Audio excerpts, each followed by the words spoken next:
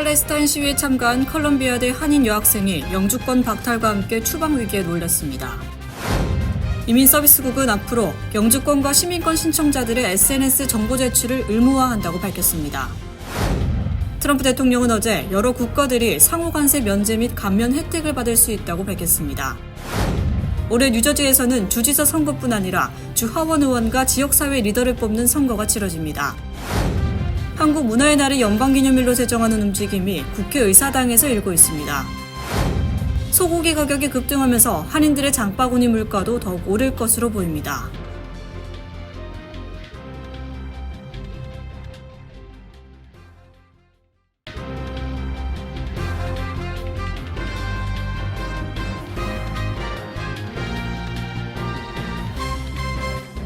안녕하십니까.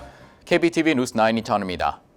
친팔레스타인 시위에 참가한 컬럼비아대 한인 여학생이 영주권 박탈과 함께 추방 위기에 몰려 충격을 주고 있습니다. 정 씨는 영주권 하에인 자신을 추방하려고 시도하는 행정부의 시도가 부당하다며 트럼프 대통령과 관계 장관들을 상대로 소송을 제기했습니다. 전장 기자가 전해드립니다. 뉴욕 남부 연방법원에 제출한 소장에 따르면 컬럼비아대 3학년인 정윤수 씨는 지난해 이후 반전 시위 참가 이력과 관련해 이민세관 단속국으로부터 추적을 받고 있습니다. 이민세관 단속국은 정윤수 씨를 검거하기 위해 기숙사 등 여러 곳을 수색했다고 뉴욕타임즈가 보도했습니다. 연방검찰은 앞서 지난 10일 정 씨 측 변호인에게 마코 루비오 국무장관이 정 씨의 영주권을 취소시켰다고 밝혔습니다. 정 씨는 아직 체포되진 않았으며 미국 내 은신 중입니다. 정 씨는 컬럼비아대 영문학 및 젠더학 3학년 재학 중으로 7살 때 가족과 함께 한국에서 미국으로 이주했습니다. 정 씨는 친팔레스타인 시위에 지난해부터 참가해 주도적인 역할을 하지는 않았지만 다른 학생들과 함께 대량 학살에 연루된 혐의로 수별하는 문구가 적힌 이사진 사진을 게시했다는 이유로 학교 측으로부터 고소됐습니다. 지난 5일 학교 건물 밖에서 농송 시위를 벌이다 경찰에 체포된 뒤 풀려나기도 했으며 이민국은 정 씨에 대한 체포 시도에 착수한 것이 그 직후입니다. 정 씨는 자신은 합법적 영주권자이며 정부가 허위 명목으로 영장을 발부받았다며 도널드 트럼프 대통령과 고위 관료들을 상대로 소송을 제기했습니다. 정부의 강제 조치 및 구금, 이송, 추방 금지도 법원에 요청했습니다. 헌법상 보호되는 표현과 팔레스타인 지지를 이유로 비시민권자를 추방 대상으로 삼는 것도 막아달라고 청구했습니다. 트럼프 행정부는 최근 친팔레스타인 시위를 주도한 컬럼비아대 졸업생이자 영주권자 마무드 칼리를 체포했고 칼리는 현재 루이지애나에 구금 중이며 추방 절차가 진행 중입니다. KBTV 뉴스 전상입니다. 이민서비스국이 영주권과 시민권 신청자들에게 SNS 정보 제출을 의무화하고 게시 정보를 엄격하게 심사해 기각 여부를 판정하는 절차에 착수했습니다. 소셜미디어 정보를 제출받아 반미 태도 여부에 대한 엄격한 심사를 거쳐 기각 여부를 판정하게 될 것으로 예고돼 사전 준비가 필요한 상황입니다. 계속해서 전상 기자입니다. 국토안보부와 이민서비스국은 도널드 트럼프 대통령의 행정명령을 통한 지시에 따라 현재 비자 신청자들에게 요구하는 SNS 소셜미디어 정보 제출을 영주권과 시민권 신청자들로 확대하겠다고 1차 제안을 발표했습니다. 5월 초까지 의견 수렴을 거쳐 빠르면 올 상반기부터 영주권과 시민권 신청서를 제출할 때 SNS 정보까지 기재하고 심사를 받게 될 것으로 예상되고 있습니다. 이민서비스국은 1차 제안에서 영주권과 시민권 신청자들의 소셜미디어 계정 정보를 제출받아 개인 신상 정보는 물론 성향, 게시물을 수집해 분석하게 될 것으로 예고하고 있습니다. 특히 이민서비스국은 소셜미디어를 조사해 반미 태도와 테러 조직 옹호 등으로 국가 안보와 공공안전에 위협이 되는 인물인지를 정밀 검색 분석해 기각 여부를 판정하게 될 것이라고 강조했습니다. 이민서비스국의 이번 조치는 대학 캠퍼스에서 친팔레스타인, 반유태계 시위를 주도한 혐의로 시리아 태생 영주권자인 컬럼비아 대학원생의 구금을 계기로 본격 추진되고 있습니다. 트럼프 행정명령을 토대로 이민서비스국은 합법 비자 신청자들에게 이어 영주권 신청자, 나아가 미국 귀화 시민권 신청자들까지 철저한 심사와 신분 조회를 실시하겠다는 것입니다. 이에 따라 미국 비자 신청자들은 물론 영주권이나 미국 시민권 신청자들은 본인과 배우자, 자녀들까지 사용하고 있는 소셜미디어에 반미 성향의 게시물이 올라가 있는지 신속히 확인해 삭제해야 할 것으로 보입니다. KBTV 뉴스 전상입니다. 도널드 트럼프 대통령은 어제 다음 달 2일 시행될 상호 관세를 두고 여러 국가들이 면제 및 감면 혜택을 받을 수 있다고 밝혔습니다. 이에 따라 상호 관세 완화 기대감이 높아지고 있습니다. 주윤우 기자가 전해드립니다. 트럼프 대통령은 어제 백악관에서 열린 현대차 그룹의 대미 투자 발표 행사에서 가진 기자회견을 통해 다수의 국가가 면제나 감면 혜택을 받을 수 있을 것으로 기대한다고 말했습니다. 트럼프 대통령의 이 같은 발언은 이전까지 상호 관세 완화는 없다며 강경한 입장을 보였던 것과는 대조적인 것으로 관세 완화 및 면제에 대한 기대감이 높아지고 있습니다. 트럼프 대통령은 수일 내로 품목별 관세에 대한 발표가 있을 것이라고 예고했는데 전문가들은 자동차, 목재, 반도체 등에 대한 관세가 발표될 것으로 내다보고 있습니다. 한편 트럼프 행정부는 이미 지난 12일 철강과 알루미늄에 대해 25% 관세를 부과하고 지난 2월 자동차와 반도체 등에 대해서도 25%의 추가 관세를 부과할 가능성을 시사한 바 있습니다. 특히 트럼프 대통령은 24일 자신의 소셜미디어 트루스 소셜을 통해 베네수엘라산 석유나 가스를 수입하는 모든 국가에 25% 관세를 부과하겠다고 발표하면서 제3국을 겨냥한 제재에 나섰습니다. 베네수엘라산 원유를 수입하는 대표 국가는 중국으로 알려져 있어 중국에 대한 관세는 더 늘어날 수 있을 것으로 보입니다. 베네수엘라산 원유는 이란과 러시아산보다 저렴해 중국과 인도, 싱가포르에서 적극 수입하고 있습니다. KBTV 뉴스 주연우입니다. 올해 뉴저지에서는 주지사 선거뿐만 아니라 주 하원의원과 지역사회 리더를 뽑는 선거가 치러집니다. 6월로 예정돼 있는 뉴저지 37선거구 주 하원의원 예비선거에는 3명의 한인 후보자가 도전장을 내밀었습니다. 이어서 주연우 기자입니다. 24일 월요일을 끝으로 뉴저지 예비선거 후보자 등록이 모두 마감된 가운데 팰리세이드 파크, 포트리, 레오니아 등 10개의 한인 밀집 타운으로 구성된 37선거구 주 하원의원 예비선거에 한인 후보자 3명이 출마한 것으로 드러났습니다. 먼저 37선거구 주 하원의원 민주당 예비선거에 앨런 박 현역 의원과 데니얼 박 테너플라이 시의원이 등록했으며 공화당 예비선거에 앤드류 미한 후보가 출마했습니다. 앤드류 미한 후보는 한인 입양아 출신으로 작년 11월 버겐 카운티 커미셔너 본선에 무소속 후보자로 출마하며 이름을 알렸습니다. 37선거구 주 하원의원 공화당 예비선거에는 앤드류 미한 후보와 마르코 나바로 후보 이렇게 2명이 러닝메이트로 출마하면서 단독 후보자로 나섰습니다. 이에 따라 미한 후보와 나바로 후보는 경쟁자 없이 나란히 11월 4일 본선에 진출해 민주당 예비선거에서 승리한 후보자들과 경쟁할 것으로 전망됩니다. 민주당 텃밭으로 여겨지는 뉴저지에는 민주당 예비선거에서 승리한 후보자가 본선에서 승리할 확률이 높기 때문에 민주당 후보자 간의 경쟁이 치열한 곳입니다.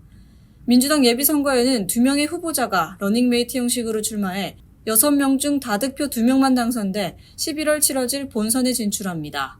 뉴저지주 예비선거는 6월 10일에 치러지며 본선거는 11월 4일입니다. KBTV 뉴스 주연우입니다. 한국 문화의 날을 연방기념일로 제정하는 움직임이 국회 이사당에서 일고 있습니다. 다음 달 9일 워싱턴 DC에서는 한국 문화의 날 행사가 열릴 예정입니다. 주윤우 기자입니다. 연방의사당에서 다음 달 한국 문화의 날을 연방기념일로 제정하기 위한 행사가 개최될 예정입니다. 김민선 미주 한인 이민사 박물관장은 매년 연방의회에서 김치의 날을 기념하며 김치가 한국 음식임을 알려왔습니다. 김 관장은 이번에는 한국 문화의 날을 포함시켜 K문화가 전 세계적으로 인기를 얻고 있는 가운데 한국 문화를 김치로만 국한시키지 않고 더 넓은 문화를 알려야겠다는 생각에 이처럼 행사를 기획했다고 설명했습니다. 앞서 지난 1월 23일 톰 수오지 연방 하원 의원은 한미동맹의 중요성을 재확인하고 한미동맹이 인도태평양 안보에 갖는 중요성을 부각하는 내용의 결의안을 제출했습니다. 결의안에는 한국과 미국 간 안보 및 경제 문화적 교류를 계속 강화할 필요성을 강조하는 내용이 담겼으며 한국 문화인 김치의 날을 제정하자는 지지 내용도 포함됐습니다. 그동안 김치의 날로 기념해온 행사를 한국 문화의 날로 범위를 확대한 만큼 다음 달 열릴 행사에서는 수오지 의원과 그레고리 믹스 의원 등 4명 의원들이 직접 한국의 전통 무술인 태권도 격파 시험을 선보일 예정입니다. 문준호 미 동부 한식 세계화 추진위원 회장은 김치와 떡 등 한국의 전통 음식을 통해 한국의 맛을 선보일 예정이라고 전했습니다. 김 관장은 연방의회에서 반응이 좋은 한국 김치의 날 제정이 번번이 가로막히는 이유로는 일본과 중국, 인도 등 타 아시아 민족 의원들의 반대 때문이라며 김치의 날 대신 한국 문화의 날로 이름을 바꾸고 의회 의원들에게 한국 음식과 문화예술을 한자리에서 선보일 예정이라고 밝혔습니다. 특히 이번 행사는 역대 대통령들의 초상화가 걸린 연방의사당 메디슨 홀에서 진행되는데 이를 두고 북미주 한식 세계화 총연합회 김영환 회장은 그 나라의 문화를 접하려면 음식부터 접하게 된다. 메디슨 홀에서 한식을 홍보하는 행사를 가는 것은 한국의 국력에도 좋은 영향을 미치는 상징적인 일이 될 것이라고 밝혔습니다. KBTV 뉴스 주현우입니다. 소고기 가격이 급등하면서 한인들의 장바구니 물가도 더욱 오를 것으로 보입니다. 소고기 가격은 작년 동기 대비 7.6% 상승해 같은 기간 전체 소비자 물가 상승률보다 훨씬 빠르게 오르고 있습니다. 전상 기자가 전해드립니다. 노동통계국이 발표한 소비자 물가지수에 따르면 지난 2월 기준 소고기 가격은 전월에 비해 2.4%, 지난해 같은 기간에 비해 7.6% 상승했습니다. 2월 기준 평균 소고기 가격은 다진 소고기 경우 파운드당 5달러 63센트, 뼈 없는 등심 스테이크는 11달러 90센트로 각각 지난해보다 9.6%, 1.6% 상승했습니다. 같은 기간 전체 CPI 상승률은 전월보다 0.2%, 지난해보다 2.8%로 소고기 가격이 평균보다 훨씬 빠르게 오르고 있습니다. 한인 마켓 업계가 체감하는 전반적인 소고기 도매 가격은 지난해에 비해 10% 정도 상승했습니다.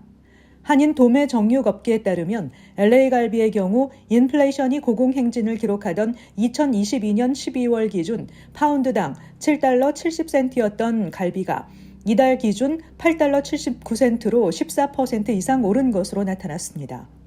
전문가들은 소고기 가격 상승의 주요 원인으로 축산업 고전에 따른 공급 감소, 인건비 포함 높은 제반 비용 증가, 꾸준한 소비자 수요를 꼽았습니다.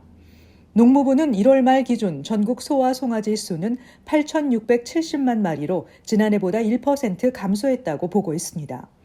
이런 상황에서 일부 기업은 소고기 공급처를 캐나다와 멕시코로 다변화하고 있지만 도널드 트럼프 대통령이 해당 국가로부터의 수입품의 25%의 관세 부과를 발표하면서 부담은 더욱 커졌습니다. 장기적으로는 소고기 수입 가격 상승이 불가피할 것으로 보입니다. 업계는 캐나다와 멕시코 수입 소고기에도 관세가 적용되면 4월이나 5월부터 소비자들의 장바구니 물가 인상은 불가피할 것으로 전망했습니다. KBTV 뉴스 전상입니다. 뉴욕시 아웃도어 다이닝 프로그램이 다음 달 1일부터 재개됩니다. 뉴욕시 교통국은 현재 2,600개의 시설이 도로나 보도에서 5개 식당을 운영할 수 있는 승인을 받았다며 오는 25일부터 5개 식당 시설 공사를 시작할 수 있다고 말했습니다. 뉴욕시 교통국은 현재 2,600개의 시설이 도로나 보도에서 5개 식당을 운영할 수 있는 승인을 받았다며 오늘부터 5개 식당 시설 공사를 시작할 수 있다고 말했습니다. 뉴욕시는 팬데믹에 임시로 설치된 헛간 형태의 5개 식당 시설이 도시 미관을 해치고 위생적으로도 좋지 않다는 지적에 따라 지난해 11월부터는 라이센스를 받고 수수료를 낸 식당만 5개 식당 시설을 설치할 수 있도록 했습니다. 무료였던 팬데믹 당시와 비교해 이제 수수료를 내야 하게 되면서 신청 건수는 급격히 줄었습니다. 팬데믹 당시 5개 식당을 운영하던 식당은 13,000개에 달한 바 있습니다. 도널드 트럼프 대통령이 대선 후보 시절 그의 민사소송을 이끌었던 알리나 하바 백악관 대통령 고문이 뉴저지 연방지검 검사장에 임명됐습니다. 하바는 지난해 뉴욕에서 있었던 트럼프의 민사사건을 변호한 이른바 트럼프의 개인 변호사로 불렸습니다. 하바는 트럼프의 여러 민사소송을 담당했습니다. 특히 여성 칼럼니스트 이진 캐럴이 트럼프를 상대로 명예훼손 관련 민사소송을 낸 사건에서도 하바는 트럼프를 변호하며 언론에 여러 번 노출됐습니다. 그렇지만 재판에서 패소했고 트럼프가 내야 하는 배상액만 5억 달러에 달합니다. 조지아주 브라이언 카운티 셰리프국에 따르면 지난 21일 오후 LG 에너지 솔루션과 현대 자동차가 합작하는 조지아주 배터리 공장에서 남성 근로자 1명이 지게차에 깔려 사망했습니다. 지난 3일 같은 사업장에서 하청업체 소속 한인 남성이 크게 다치는 사고가 발생한 지 불과 2주 만에 또 산업재해가 발생한 것입니다. 메타플랜트 부지에서 일어난 노동자 사망 사고로는 지난 2023년 발생한 추락사 이후 두 번째입니다. LG 측은 안전 점검을 위해 공사 현장의 작업을 일시 중단했습니다. 산업안전보건청 대변인은 사망사고에 대한 공식 조사에 착수했다며 6개월 내 조사 결과를 발표할 것이라고 밝혔습니다. 정의선 현대자동차 그룹 회장이 백악관에서 앞으로 4년 동안 210억 달러의 대미 신규 투자를 발표했다고 밝혔습니다. 루이지애나주에 신규 제철소를 건설하고 미국 내 자동차 생산량을 확대한다는 방침입니다. 도널드 트럼프 2기 행정부 출범 이후 한국 기업이 백악관에서 대미 투자를 발표한 것은 현대차가 처음입니다. 트럼프 대통령은 현대차를 훌륭한 기업이라고 표현하고 인허가 문제가 발생할 경우에는 직접 해결해 주겠다고 약속했습니다. 현대차 그룹에 따르면 현대차는 오는 2028년까지 자동차 분야에 86억 달러, 부품, 물류, 철강에 61억 달러, 미래산업, 에너지에 63억 달러를 집행할 계획입니다. 연방법원 일리노이주 북부지방법원은 지난 2007년 1월부터 2024년 11월 8일 사이 월그린에서 처방약을 구입한 고객들은 1억 달러 규모의 집단소송 합의금 정산을 통해 일정 금액을 환급받을 수 있다고 밝혔습니다. 법원 측은 환급 금액은 처방약 구입에 지출한 금액에 따라 다르지만 개인당 최대 5,000달러까지 지급받을 수 있다고 설명했습니다. 다만 보험 없이 직접 약값을 지불한 사람은 이번 환급 대상에서 제외됩니다. 또 별도로 소송을 제기하고자 하는 경우에는 집단소송 합의에서 제외 요청을 하면 됩니다. 한편 월그린은 약값을 정부에 부당 청구했다는 소송과 관련해 1억 600만 달러의 합의금을 지급하기로 연방법무부와 지난해 9월 합의한 바 있습니다. 잠시 후 커뮤니티 브리핑을 전해드립니다.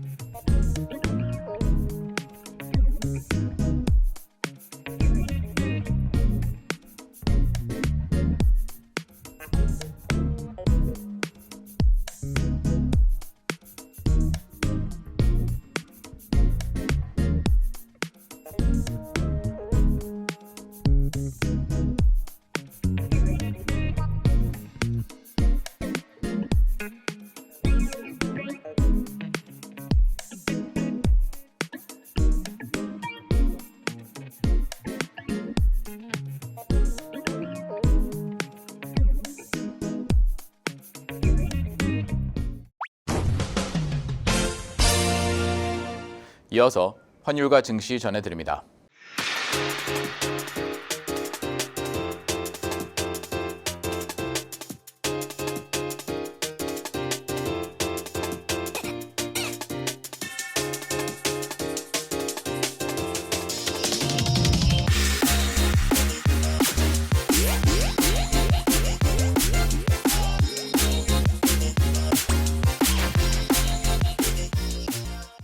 잠시 후 뉴욕과 뉴저지 날씨 전해드립니다.